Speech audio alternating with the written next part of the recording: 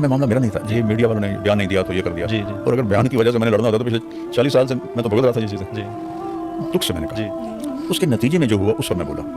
کہ جس راستے سے میں نے جانا تھا وہاں 27 گاڑیاں کھڑی کر دی، 3 راستے اور تھے اجتماع کو انہوں نے کھڈے کھود دیے، ایک چشمہ گزرتا تھا تینوں راستوں سے، اس پر انہوں نے لکڑی کے پل بنائے تھے، وہ پل توڑ دیے۔ کہنے والوں نے یہ کہا کہ آپ کو بیان نہ دینے کی ایک بہت بڑی وجہ یہ ہے کہ آپ پاکستان میں ایک باقاعدہ سیاسی جماعت کے کارکن بن چکے ہیں۔ ان سارے حکمرانوں سے میں نے کبھی ایک پیسے کا نفع نہیں اٹھایا۔ مجھے کسی نے بتایا، ایک نے تو کہا کہ تم مکے میں جا کے توبہ کرو تب تمہاری توبہ قبول ہوگی، تو اس کو تو میں 2 لاکھ دیتا، لیکن وہ مجھے پتہ ہی نہیں کون ہے۔ السلام علیکم دوستوں، مولانا طاہر جمیل صاحب کے بیٹے نے مولانا طاہر جمیل صاحب سے یہ سوال کیا کہ منصیرہ کے اندر جو کچھ آپ کے ساتھ ہوا، یعنی تبلیغی جماعت والوں نے جو آپ کے ساتھ کیا، آپ کے راستے جو ہیں وہ بند کر دیے گئے اور اس کے علاوہ آپ کو وہاں پر بیان بھی نہیں کرنے دیا، تو اس حوالے سے آپ کیا کہیں گے؟ اور اس کے ساتھ جو مولانا طاہر جمیل صاحب کو جو لوگ سنتے ہیں، ان سے عقیدت رکھتے ہیں، ان کا یہ کہنا تھا کہ ہم تبلیغی جماعت والے جو بڑے بڑے علماء کرام ہیں ان کے ساتھ ہم کھڑے ہوں یا پھر ہم مولانا طاہر جمیل صاحب کے ساتھ کھڑے ہوں، ان سے دین سیکھیں۔ اس مولانا طاہر جمیل صاحب کا یہ کہنا تھا کہ جتنے بھی میرے آڈینس ہیں میں ان کو یہی مشورہ دوں گا۔ طاہر جمیل صاحب نے انہیں یہ کہا کہ آپ تبلیغی جماعت والوں کے ساتھ اٹیچ رہیں۔ مولانا طاہر جمیل صاحب نے یہ کہا کہ میرا پرسنل ذاتی معاملہ ہے، اختلاف ہے تبلیغی جماعت والوں کے ساتھ۔ تو اس کے ساتھ ساتھ مولانا طاہر جمیل صاحب سے یہ بھی سوال ہوا کہ آپ کو منصیرہ اجتماع کے اندر کیوں نہیں جانے دیا، کیوں نہیں شرکت کرنے دی؟ تو مولانا طاہر جمیل صاحب کا یہ کہنا ہے کہ میرے ان سے بہت زیادہ اختلافات ہیں۔ تو مولانا طاہر جمیل صاحب نے یہ بھی خود بتایا کہ میرے راستے جو ہیں وہ بند کرتی کہ جب میں منصیرہ اجتماع کے اندر گیا۔ ساتھ ہی مولانا طاہر جمیل صاحب نے یہ کلیئر کیا کہ جن لوگوں نے میرے اوپر الزامات لگائے، سوشل میڈیا کے اوپر آپ نے دیکھ لیا ہوگا کہ مولانا طاہر جمیل صاحب کے حوالے سے لوگ الگ الگ جو ہیں وہ بیان دیتے تھے کہ مولانا طاہر جمیل صاحب کو اس وجہ سے تبلیغی جماعت والوں نے اجتماع کے اندر شرکت نہیں کرنے دی۔ طاہر جمیل صاحب کا یہ کہنا تھا کہ ان لوگوں نے صرف اور صرف میرے خلاف پروپیگنڈا کیا ہے کہ مولانا طاہر جمیل صاحب کے بیان کے اوپر پابندی لگ گئی، ان کو بیان نہیں کرنے دیا، یعنی اس قسم کا کوئی بھی مسئلہ نہیں تھا۔ اس وجہ سے مولانا طاہر جمیل صاحب کی ویڈیو دیکھیں، اس کے بعد ہم وہ کہہ رہے ہیں کہ آپ نے اپنے اوپر ہونے والی تنقید، زیادتی کا کبھی جواب نہیں دیا، ہمیشہ صبر اور خاموشی اختیار فرمائی، لیکن اس معاملے میں آپ نے خاموشی کیوں توڑی؟ وہ پوچھنا ہی چاہ رہے ہیں مولانا، کیا یہ آپ کی ذات کے لیے تھا یہ خاموشی توڑنا یا دین کے لیے تھا؟ 1980 سے میرے اوپر الزام لگنے شروع ہوئے، تاحال جو میری ذات پر تھے اس پر تو میں نے ایسی خاموشی اختیار کی کہ اقبال کے شعر کا مصرع، ایسا سکوت جس پر خاموشی بھی قربان ہو، ایسا سکوت رکھا۔ جب کام پر کسی قسم کی کوئی شکل آتی تھی میں بولتا تھا، میرے اوپر کوئی الزام لگے میں خاموش رہا، ایک زندگی بھری اس میں خاموشی۔ تبلیغ کے کام میں کوئی غلط ہوا ہے تو میں اٹھ کے بولا، سب خاموش، کسی ایک کو بولنے کی ضرورت نہیں ہوتی تھی۔ اور میں نے 2 مسائل پر ایک رات 5 گھنٹے حاج صاحب سے بحث کی، 5 گھنٹے۔ مجھے پتا ہے یہ میرا محسن بیٹھا ہے، لہٰذا میرے لہجے میں ادب بھی تھا، عاجزی بھی تھی،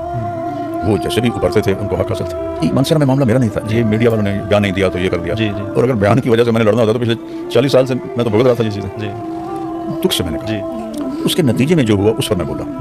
کہ جس راستے سے میں نے جانا تھا وہاں 27 گاڑیاں کھڑی کر دی، 3 راستے اور تھے اجتماع کو انہوں نے کھڈے کھود دیے، ایک چشمہ گزرتا تھا تینوں راستوں سے، اس پر انہوں نے لکڑی کے پل بنائے تھے، وہ پل توڑ دیے۔ میڈیا استعمال کرنا شروع کر دیا، اس لیے نکال دیا۔ میڈیا تو میں 2012 سے استعمال کر رہا ہوں، دلال صاحب کو میں نے خود جا کے بتایا کہ جی میں میڈیا میں آ گیا، انہوں نے بالکل انکار نہیں کیا۔ اور پھر اس کے بعد میرے جب وہ پہلے ایک ٹولہ نکلا پھر دوسرا نکلا، پھر میرے بیان ہوتے تھے تو بھائی صاحب خود بیٹھ کے سنتے تھے، اثر کے بعد میرا بیان خود رکھواتے تھے، کبھی طے نہیں ہوتا تھا تو پھر جا کے مشورہ سناتے تھے، فرماتے طارق جمیل کا بیان رکھو۔ افسوسناک واقعہ پیش آیا، تو کہہ رہے ہیں کہ اس سے بڑا دل پریشان ہے، اور اس وقت جو تبلیغی جماعت کے اندر اختلافات نظر آ رہے ہیں ان میں ہم جیسے لوگ کہاں کھڑے ہیں؟ ایک طرف جماعت کے بڑے بزرگ ہیں جن کا احترام لازم ہے، دوسری طرف آپ جیسے محبوب اور دلوں پر اثر رکھنے والے مبلغ ہیں، تو ہم کس کا ساتھ دیں؟ میں تو دعوت یہی دیتا ہوں کہ جا کے وہاں مرکز میں وقت لگاؤ، وہیں سے چلنا شروع کرو، 4 مہینے وہیں رجوع کرو۔ یہ میرا اختلاف ان سے ذاتی طور پر ہے، لیکن میں تبلیغ سے کسی کو روکوں یا رائن سے روکوں یہ تو پھر بددیانتی ہوتی۔ اختلاف میرا حق ہے جو اللہ نے مجھے دیا ہے۔ کہ کہنے والوں نے یہ کہا کہ آپ کو بیان نہ دینے کی ایک بہت بڑی وجہ یہ ہے کہ آپ پاکستان میں ایک باقاعدہ سیاسی جماعت کے کارکن بن چکے ہیں۔ ان سارے حکمرانوں سے میں نے کبھی ایک پیسے کا نفع نہیں اٹھایا، اگر میں کسی سے بھی کہتا تو انہوں نے کیوں کرنا تھا، میں نے کسی کا احسان نہیں لیا، اللہ کی بات سنائی، حکمرانی کی بات سنائی کیسے کرنا ہے۔ پھر کلثوم نواز رحمۃ اللہ علیہ کا جنازہ میں نے پڑھایا، مجھے خود میاں صاحب ڈرائیو کر کے لے گئے، تو اس کو مجھے کیوں نہیں کہا کہ یہ سیاسی پارٹی میں شامل ہو گئے۔ اور عمران خان کے ساتھ تو میرا ایسا تعلق نہ تھا نہ ہے، دوران حکومت 3-4 دفعہ اس سے ملا، اور ریاست مدینہ کی جو اس نے آواز لگائی اس کی وجہ سے میں اس کو جا کے ملا، اس سے تو میرا بہت ہی کمزور ریلیشن رہا ہے اس میاں صاحبان کے نسبت۔ اس سارے معاملے میں جو منفی تبصرے ہوئے سوشل میڈیا پر، یہ سارے وہ تھے بولنے والے جو آج تک مجھے کبھی نہ ملے ہیں، نہ مجھے ذاتی طور پر جانتے ہیں، تو میں ان سب کا شکر گزار ہوں کہ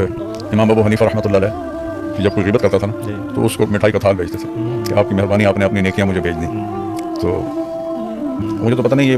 کہاں سے ہیں، کہاں کے ہیں، کون ہیں، کیا ہیں، اگر میرے علم میں ہوتے، ان کی جگہ کا پتہ ہوتا تو میں بھی ان کو مٹھائیاں بھیجتا۔ مٹھائیاں تو میں کیا بھیج سکتا تھا، لیکن اپنی حیثیت کے مطابق کم از کم 1-1 لاکھ میں سب کو ہدیہ کرتا کہ آپ کی بڑی مہربانی، اللہ نے مجھے دی وسعت، میں سب کو کرتا کہ آپ نے میرے اوپر احسان کیا، میرے اوپر بہتان باندھے، غیبت کی۔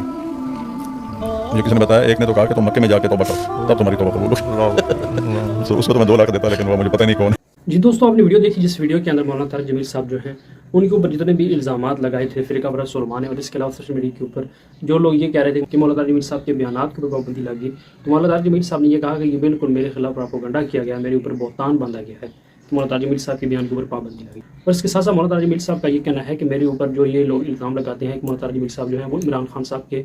हवाले से जो बातें करते हैं यानी उनकी फेवर में बातें करते हैं। इस हवाले से मौलाना तारिक जमील साहब ने क्लियर किया है कि कोई भी प्राइम मिनिस्टर हो यानी शहबाज शरीफ हो, नवाज शरीफ हो या फिर इसके अलावा इमरान खान साहब हो, उनके साथ मेरा कोई भी मफाद नहीं है। जो लोग ये कह रहे हैं कि मौलाना तारिक जमील साहब जो है वो इमरान खान साहब के साथ हैं, उनसे अंधी कीरत रखते हैं, तो ये बात बिल्कुल गलत करते हैं। तो यहाँ पर देख रहे हैं कि मौलाना तारिक जमील साहब के साथ इतना कुछ हुआ, उनको तबलीगी जमात वालों ने मनसरा इज्तिमा के अंदर शिरकत भी नहीं करने दी, उनके रास्ते भी बंद कर दिए गए, तो फिर भी मौलाना तारिक जमील साहब जो हैं उन्होंने सब्र तहम्मुल से काम लिया, उन्होंने उनको बिल्कुल बुरा भला नहीं कहा। और इसके अलावा मौलाना तारिक जमील साहब का ये कहना है कि जो मैंने बातें की तबलीगी जमात वालों के हवाले से, वो अपनी ज़ात के ऊपर जो उन्होंने मेरे ऊपर जो बातें की उस हवाले से मैंने बिल्कुल नहीं की। उन्होंने जो तबलीग के हवाले से ऐसी बातें की तो उसके रिप्लाई में उनको जवाब देते हुए मैंने इस तरह की बातें की, यानी अपनी ज़ात के हवाले से उन्होंने जो भी मेरे ऊपर जो भी बहतान बांधे, जो भी बातें की, तो मुझे कोई भी फ़र्क नहीं पड़ता, मैं उनसे राज़ी हूँ, मेरा उनके हवाले से कोई भी ऐसा तासुबाना ज़हन नहीं। तारिक जमील साहब जो हैं उन्होंने पूरी ज़िंदगी अल्लाह रसूल सल्लल्लाहु अलैहि वसल्लम की दीन की खिदमत की। मौलाना तारिक जमील साहब ने ये क्लियर कर दिया कि मेरे ज़ाती इख्तलाफात हैं तबलीगी जमात वालों के साथ, लेकिन उन्होंने ये मशवरा दिया कि जो भी बंदा यानी मेरा ऑडियंस सुनने वाला है वो तबलीगी जमात वालों के साथ जुड़ा रहे, रायवेंड में जाए, वहाँ पर चिल्ला लगाए। तो बहुत ही हैरानी वाली बात है, डोनाल्ड ट्रंप जो अमेरिका का प्राइम मिनिस्टर है उसने ये पहले बयान दिया था कि मैं 2 हफ्ते तक ईरान के ऊपर कोई भी इस तरह का अटैक या कोई भी हमला नहीं करना चाहता, मेरा कोई इरादा नहीं है। लेकिन फिर क्या वजह बनी कि डोनाल्ड ट्रंप ने ईरान के ऊपर हमला किया, ईरान के अंदर जो जोरी तनसीबात थी उनके ऊपर हमला किया, उनको तबाह किया। तो इस हवाले से ईरान का ये कहना है कि हमारी जोरी तनसीबात जो हैं हमने उनको दूसरी जगह मुंतकिल कर लिया था, शिफ्ट कर लिया था, यानी जो स्ट्रक्चर वहाँ पर रह गए थे उनको नुकसान हुआ है। तो इस हवाले से देख ले पाकिस्तानियों का ये हाल है कि उन्होंने ये कहा है कि डोनाल्ड ट्रंप जो अमेरिका का प्राइम मिनिस्टर है उसको नोबेल प्राइज़ देना चाहिए। बहुत ही शर्म का मुकाम है यहाँ पर पाकिस्तानियों के लिए कि वो डोनाल्ड ट्रंप जो ईरान के ऊपर अटैक कर रहा है, कि वो डोनाल्ड ट्रंप जो जंग को और ज़्यादा जो है वो बढ़ा रहा है, तो उसके हवाले से पाकिस्तानियों का ये कहना है कि इसको नोबेल प्राइज़ देना चाहिए इस तरह।